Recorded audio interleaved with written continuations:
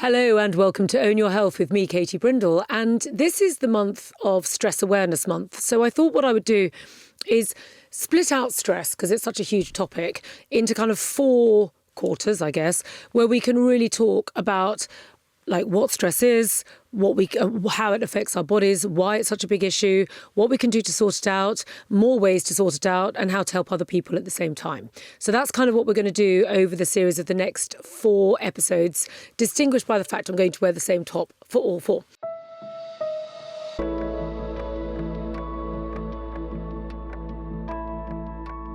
The World Health Organization has cited stress as the epidemic of the 21st century. So it is basically the biggest health issue that we've got. And I guess the first question is, well, like, why?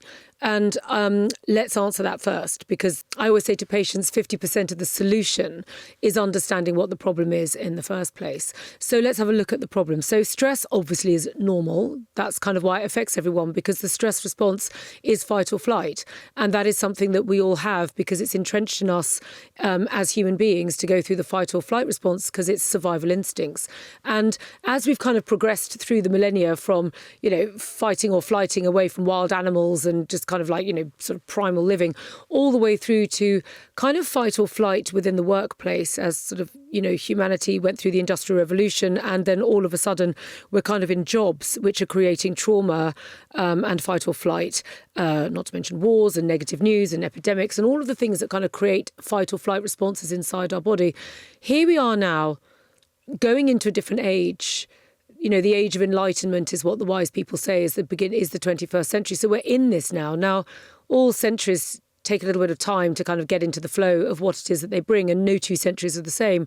And I think one of the main things that we have to be aware of before we go into stress is that it is really much here because we are still fight or flighting our way out of survival. The human race has come out of a survival process because we very nearly ended our survival last century. And it's interesting because the Mayan calendar, they said that if the human race can get beyond that date where the Mayan calendar ended, we would we would go into a completely different age. It was like the death of that age, and we've gone into a different one now. So with that comes a kind of different approach and a different awareness and a different way of wanting to live that perhaps, whilst fight or flight is very much everywhere and it has reached stratospheric levels. So on the one hand, it's kind of here going rah, like this, and stress is this epidemic as cited by the World Health Organization. On the other hand, we're not really in survival mode anymore. We're now into a very different mode of existence. We obviously, vast swathes of human beings are still surviving, but when I was growing up, it was very much, the first world and the third world. Well, then now, as a 52-year-old woman, most of the countries that were deemed third world in my upbringing are now developed themselves. So that's not the same. So most of the world is in a developed situation, which means the kind of survival mode of the human being is going to go and shift with it, because the problems that we face in this age of enlightenment state, where we're no longer fight or flighting in terms of survival, it's now about thriving and longevity. So it's no longer, are you going to live or die? It's how are you going to live and how are you going to die? And what is the meaning of all of this in the first place? Survival is no longer the be all and end all of our existence. So if we just contextualize stress into that context, which is right, okay, so there's a kind of like massive, great sociological, anthropological shift that is going on at this exact moment in time that we need to know about. So we kind of tick that one off. Okay, we're in a different age. So therefore, survival is no longer the same. And then probably if you're listening to this as a 20th century person, we were brought up that in order to be happy, we needed to have money. And now we're living in a society where most people are no longer able to afford to buy houses.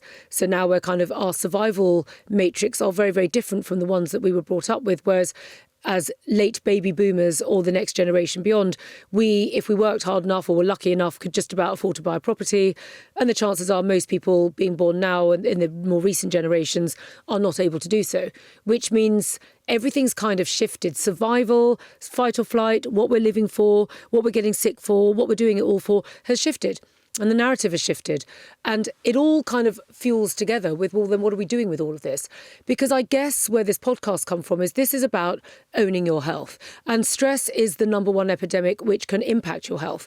And stress comes because we're living in a modern age where life is extraordinarily stressful, but we're no longer surviving, and therefore the stress response is no longer required. We don't need fight or flight anymore because we don't fight or flight. What happens is the stress response takes place and it makes us sick. Okay, and therefore it gives us chronic degenerative disease, which is what we're all dying of now. People are less likely in the 21st century to be dying of acute illness or because they've been attacked in a war situation. No, we still have, 27 places in the world where there's armed conflict going on at this moment in time, but not perhaps, for example, if you compare it to, say, my grandparents who, my dad was born into the Second World War. And therefore war was kind of breaking out all over Europe, and it was just kind of like everywhere within the narrative. Things are different now. So where am I going with this? Well, the stress response is a natural physiological reaction to stressors. And stressors, however, are coming in a different way to how they used to in previous generations. And they're not only coming in a different way, because they're coming in via social media, news feeds, virtual reality, artificial intelligence, the always on, the lack of rest. All of these things are impacting the way that our body feels. And this is why it's such an epidemic, because it's everywhere, but we're no longer responding because we don't need to in the traditional ways. We don't run away. We sit with it, and then it basically becomes a drip feed, which feeds into chronic inflammation, which ultimately becomes chronic degenerative disease, which ultimately is what most people are dying of this day and age. I know there are exceptions to that, but by and large, that's what the statistics are telling us. So from a Chinese perspective, what's going on here? Well, the thing about owning your health, as you know, if you're a regular listener, and if you don't, I'm about to tell you again, is that there are three key things you need to understand to keep the body healthy. 1, free flow of circulation. 2, the body needs to release out the toxicity and let go and allow space for the new, fresh stuff to come in. And 3, we need to balance and harmonise the key organs. That's how the body remains healthy. Okay, so the problem with stress is it affects every single one of those three things. The first thing that the stress response does is it disrupts the smooth flow of qi and blood around the body. Immediately, when we feel stressed, the circulatory system shifts gear and it comes out of rest and repose, which is where it sits naturally, into fight or flight, and blood is diverted out of the skin and the digestive system to go into the muscles for fight or flight. And the problem is we don't move because we're sat down. So there's the issue, that it starts to get entrenched in the body tissues itself. Then what happens is the body tissues get overwhelmed because it keeps happening, and therefore the second thing sets in, which is the purge and nourish. The body can't let go. It's overwhelmed. There's too much of it. And unless we give the body ways to let it go naturally and effortlessly, it just sits in the body tissues, which in turn kind of gums up the whole body systems. Remember that the energy channels of the body flow through the body tissues of the body and ultimately flow into the organs, and then the organs get compromised and the whole thing degenerates. Not only do the organs get compromised by the general stress response and lack of circulation, but it also goes the other way too. The organs, which are responsible for the management of the body, get compromised directly as well as indirectly. So they're getting indirectly affected by the circulation issue, but they're getting directly impacted because they have emotional responsibilities and spiritual responsibilities and physiological responsibilities to the functioning of your body. And therefore, as a result, it's like a double sandwich of nightmare for your body, and that you'll just end up being this tiny little bit of jam in the middle with these just like ever increasing slabs of bread either side, where you just get compressed and compressed and compressed, and then eventually you're completely overwhelmed. And this is what's happening. So the first thing to say is that the circulatory system gets compromised when we get stressed, and that as a result impacts the ability of the body to release out what it needs to let go of. It gets overwhelmed. But the other way of looking at this is, what does it do to the organs? Now, there are 5 key organs in the body which are so fundamentally important to our health. All organs are absolutely vital to our health, but there's a sort of chessboard hierarchy goes on, which we deem to be the heart, spleen, liver, kidney and lung.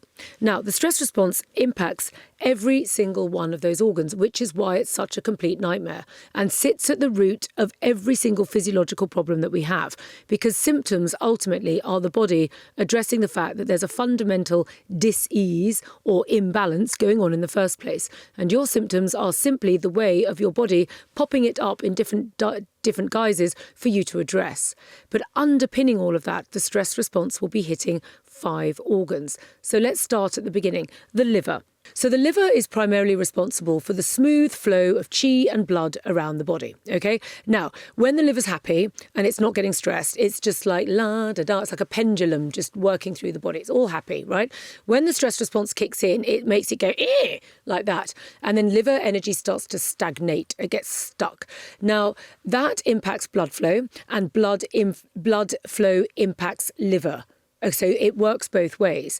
But also the liver has a responsibility to emotions such as anger, frustration, resentment, okay? And ultimately can manifest itself in depression. So a whole load of symptoms will come out the minute that the liver starts getting involved in the stress response. The liver will also have a massive impact with the stress response because as the body prepares for fight or flight, the liver starts working with its relationship with blood and the digestive system, and it will start putting glucose into the blood flow in order to kind of prime it up ready for fight or flight. Now, another problem with this is that what happens is when we are stressed and dealing with fight or flight and all this glucose is going into the blood, often it impacts our appetite and we don't tend to want to eat very much because we're kind of running on empty.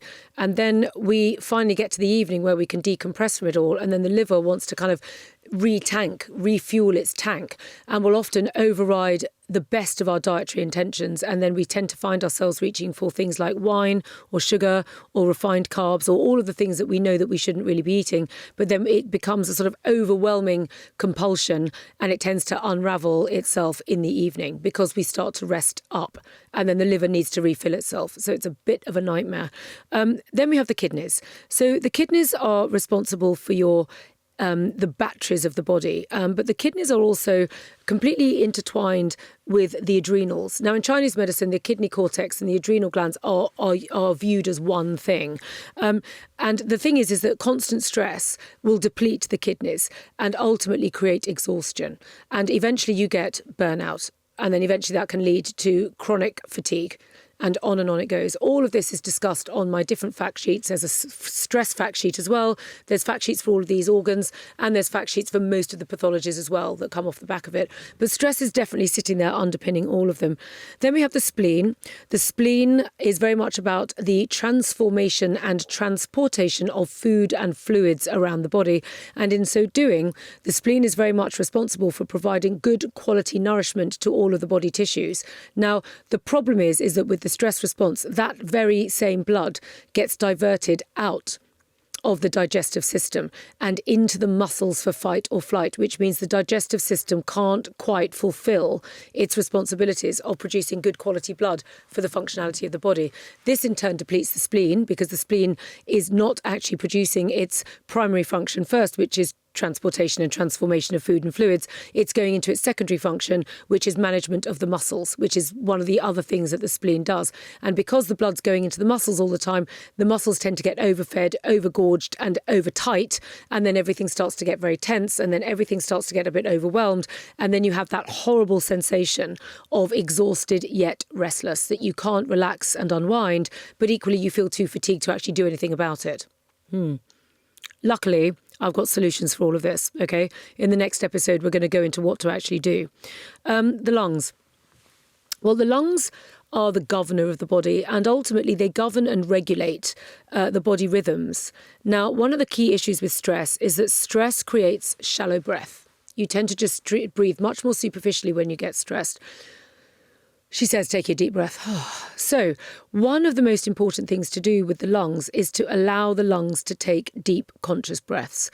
Because the problem with taking shallow breaths is that it disables the lungs' governing functionality in governing actually the commander of the body, which is the heart. Because the issue is that the heartbeat is governed by the breath. If the breath is slow and deep, the heart rate can be lowered. If the breath is fast and shallow, the heart rate naturally will speed up because it's trying to put more oxygen around the body with less oxygen to go round. So one of the easiest ways to manage both the heart and the lungs in their stress response is to take slow diaphragmatic breaths. It will calm the entire system down. So what do we do with all of this? Well, in the next episode, I'm going to talk about some really simple solutions to what to do. But in this episode, really just to say the kind of general, what I call North Stars to addressing this, because saying trying not to get stressed isn't very helpful because stress is everywhere. Trying not to do it arguably makes it worse. And what we need to do is just understand what are the ways of managing it. So regulating qi and blood flow, reducing excess heat that gets created by the stress response, engaging the parasympathetic nervous response, which is the rest and digest mode, and supporting the 5 organs. Now, those are the ways to start trying to reduce stress. These are the ways we do it. And the good news is that it's actually a lot easier to tap into these things than you may realise once you know what to do. And in so doing, it's just going to make life a lot easier because as that stress response comes in, these techniques will in turn offset it. So in the next episode, I'm now going to go into the techniques as to how to solve it. So just really to summarise today's episode, it's really just to introduce to you why stress has been deemed the #1 epidemic of the 21st century, why it has an impact on the 5 key organs, why it has an impact on the purge and nourish systems of the body, and why it has an impact on the blood circulatory systems. So it does, and it affects everything, which is why it affects everyone. But the good news is, once you know what to do, there's really simple ways that you can use to address stress, and I'm going to go into them in this next episode now.